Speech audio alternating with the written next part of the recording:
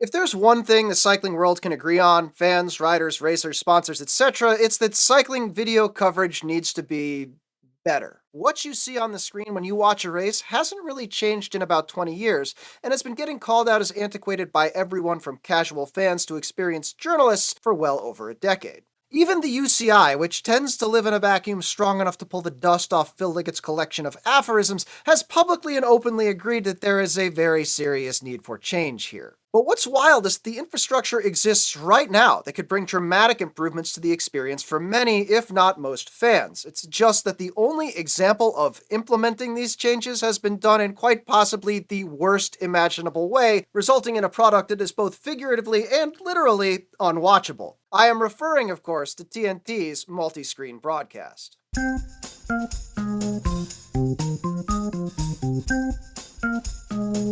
The multi-screen option was something TNT launched at last year's Giro d'Italia. Viewers on Discovery Plus can select the multi-screen option and get a different view of the race, which would be wonderful. No, I would not characterize it as wonderful. I would mostly characterize it as a lot worse. 4 different cameras, randomly selected, shoved together on the screen. It was so incongruous that I actually made a meme about it. And if you're under the age of 40, this person here is a rapper named Exhibit, who famously hosted a show called Pimp My Ride during the 2000s, in which bad cars were transformed into bad cars with ostentatious but ultimately useless features to the point that it became a meme. And yes, the quad cam view as it currently exists is essentially the cycling broadcast version of the Crunk Trunk. Right off the bat, we are defying the basic psychological understanding of how human beings work. You can't focus on more than one thing at a time, as anyone who has tried to count the number of passes made by the people wearing white in this video will tell you. Even assuming that you could pay attention to 4 separate quickly moving things at the same time, we need to recognize that these are really tiny. Even for you boomers sitting on a couch and watching on a TV, this is not very much information. It gets a lot worse if you watch on a laptop or, God forbid, a mobile device, which, lest we forget, is 43% of global sports streams, including 67% of streams from those under the age of 35, which is a demographic the Giro is actively pursuing. For visual understanding for the olds out there, one picture from this 4-way frame on a cell phone, a pretty good one, this is an iPhone 16 Pro, it is the same size as an off-brand frosted mini wheat made by Whole Foods. It's not that you entirely can't tell what's going on when you watch this thing, it's just that it's not good. Like, the blurry postage stamp era was enough quality to make the earliest How the Race Was ones, but nobody wants to go back there. Another thing that's interesting about the failure of this 4-way multi-feed is that it actually integrates data, which is like the panacea proposed by everyone to improve cycling coverage. But doing it like this is bad. Like, this is a video of a bike race where, doing the math and doing it generously, a mere 40% of the screen is bike racing. The rest of it is data.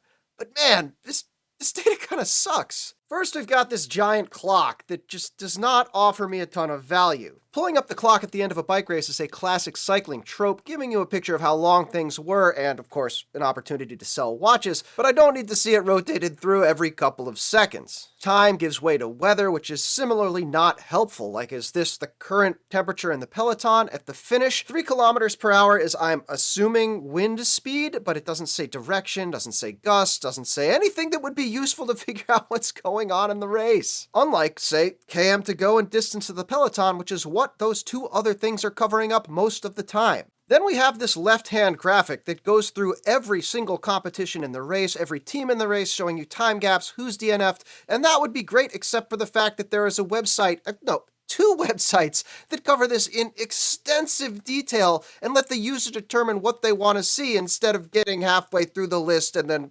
forcibly having another thing pasted up on the screen. Last, and maybe least, there is this stage profile, which is mostly static except the climbs occasionally pop up in the air, turn pink, and say their names, which is data that could really be there the whole time. But the thing that is the most frustrating about this is it doesn't say how far into the stage you are. You have to take this pink section, guesstimate what percentage of the overall stage profile it's covering, divide that by 100, multiply that by the length of the stage in the upper left here, which is exactly the sort of mental math I really want to do when I'm already jumping my attention between 4 separate video feeds. On top of all that, on top of all those bad things that were done to get this data into the broadcast, it's still wildly out of sync with what everyone else is seeing. 176 kilometers into this stage, 8 remain.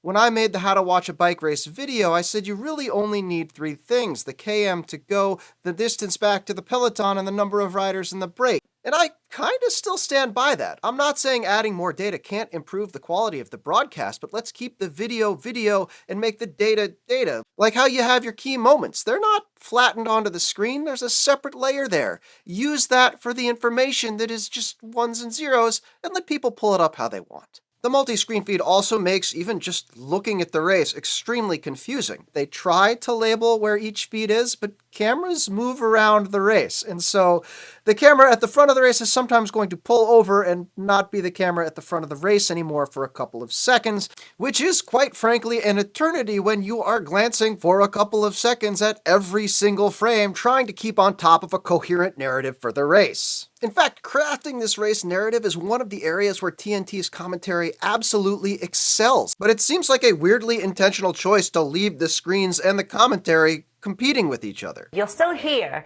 our full race commentary, but you have a chance to see the Giro from a totally different perspective. But what I'd like to do is hear the Giro from a totally different perspective. The ambient mics at a bike race pick up some really cool stuff sometimes. I don't get to see. Okay. The next day behind them. No! Please, I can't go through. The problem is what TNT did with the audio tracks from all 4 of these different mics is smushed them into one feed, so instead of a cool perspective, it's just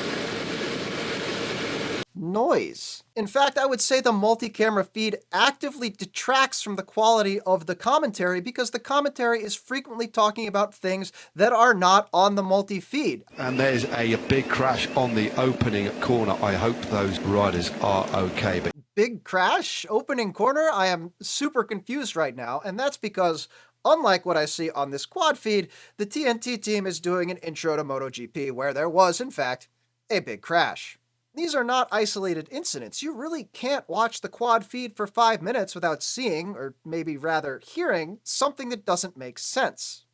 No, they've seen us looking. This isn't like the Kiss cam at the Coldplay concert, is it? I mean, from context, you can probably guess what they're looking at. There really is no substitute for seeing it live. You never know. Are they meant to be there? There was a suspicious turn away as soon as they saw that helicopter. And my point isn't that these are things the commentators shouldn't be calling out. They absolutely should. These are the things that add richness and flavor to a cycling event that takes 7 hours to broadcast when maybe 35 minutes of it is interesting. And getting back to where we started, this is where the multi-camera feed actually has a lot to offer if it were used correctly. A careful observer here can see the pink jersey pulling right out of the peloton as the field is lined out doing a pretty serious chase. Jumping over to the back of the field camera, you can see him doing his business on the side of the road with a couple other riders, and then, nearly 8 minutes later, finally making his way back to the end of the field, heavily drafting the team cars in the process. If you were watching the live feed, coming out of this slow-mo replay, if you were super sharp, you might have noticed that that's the pink jersey pulling over to pee on the side of the road. And it's the last time you're going to see him until 6K later when he's shown on camera at the tail of the bunch as if he'd never left it. Certainly that's what the graphics said, but it wasn't how the race played out. And yeah, sure, that's super inside baseball, but also, we have 7 hours to kill here, people. All of these micro stories are far more relevant to the actual race than a water bottle that didn't get run over. And this isn't just something to fill time, even in the most critical moments of the race. How often have we seen the cameras follow the lead 2 contenders just to be suddenly shocked by someone coming in much further ahead than we expected at the line? Look at Davide Piganzoli and Visma as a team are now seizing this Giro. But thanks to the multicam, we can see that third place finish was a careful, concerted effort. Here he is checking back as he attacks inside 2K to go, making sure he's not taking the pink jersey with him. Then he blasts by Ciccone, making sure he can't hold on as well at about 1,200 meters to go. At 300 meters to go, he surprises the heck out of the camera team trying to follow Ahrensman as he makes the closing effort there. And suddenly his reappearance with inside of the line is a lot less surprising. Unlike sorting out how long it took the pink jersey to go to the bathroom, this is something that I think a regular person would do. They would watch the race, say, how did this guy get here, and then look back through the multi-feed to see it. The only problem is that once the race ends, the multi-camera feed ceases to exist. We have breakaway after-show audio, then the final camera cuts out, we see end of program, we go to refresh the page, And it's gone.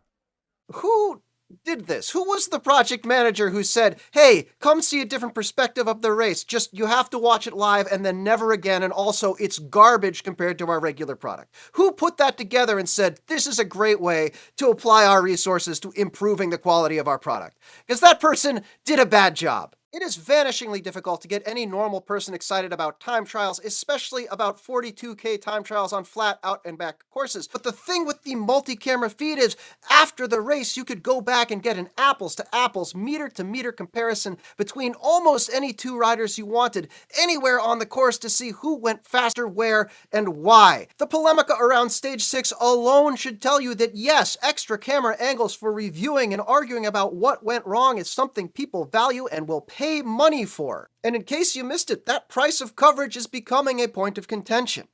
I don't want to be too hard on TNT because they and their predecessor orgs did a great job bringing serious analysis and detailed on-the-ground coverage to a sport that hasn't always been super accessible in a way that was novel and fun. It is undoubtedly a step up from whatever this is. I also don't want to act like any of these improvements are easy. It's going to take a lot of technical and analytical lift to make something cool out of this multi-screen feed. But this is a premium product. You really ought to be able to do that. Broadcasting Grand Tour cycling is kind of an insane undertaking to begin with. There was a great article on this in Cycling Tips back in 2013. The emphasis there is on was because the absolute shit clowns outside... Is that too strong? I mean... No, they are absolute shit clowns. The absolute shit clowns at Outside have visually gutted the appearance of every single Cycling Tips article, including this one, and despite it being old enough to open its own Instagram account, it lives behind a paywall. Fortunately for us, the Internet Archive has preserved it intact, and you can read and see how insanely complex broadcasting the Tour de France is. Someone somewhere has to look at all these pictures from all of these signals and put together a consistent, coherent feed. Most of the time they do a good job on that, but there are always things that need to be overcome, as anybody who watched Remco this spring could tell you. There are also technical reasons where important information just isn't put on the air, like you're not going to broadcast this shot of Pagansoli, even if it is kind of important to the stage result. And even then, assuming everything is perfect, this is one person in one truck making decisions in a split second. It is fundamentally unreasonable to expect that they're going to get everything right. And the information that's currently relegated to this very literally unwatchable multi-screen feed is the perfect solution to fixing those mistakes when they do happen. Whether it's pulling out race-relevant stories that happened earlier in the broadcast during the live feed, or putting together a coherent, clean, more detailed product after the fact, the only thing missing here is a person with the will and inclination to make those changes happen. That was Mo Cameras, Mo Problems, how TNT Cycling is fumbling the sport's biggest coverage upgrade. I am not suggesting that I would be the person to make those changes. Don't get me wrong, that would be awesome, but after 20 years of my ideas showing up in other people's work, this might be the one instance I'd be happy to see. If you did like the short bits of analysis in this video and would like to see similar work in its unadulterated form, you should probably follow me on Instagram at How the Race Was Won. I also do similar analysis on the How the Race Was Won podcast from Escape Collective. We go live shortly after the finish of big races, including this Saturday's Giro stage. I will throw you a link in the bio, but Full Escape Collective members get access to the unedited podcast. Sign up today at escapecollective.com/HTRWW. I cannot promise meaningful use of secret multi-screen footage, but I will continue to try and grab it. The non-trivial technical lift in obtaining that footage is one of many reasons why these videos take forever to produce, and I do have a sizable backlog on my plate, but if you think you've got a topic that would be good, send me an email, info@howtheracewaswon.com. I'm Cosmo Catalano, and that was a How the Race Was Won long-form video.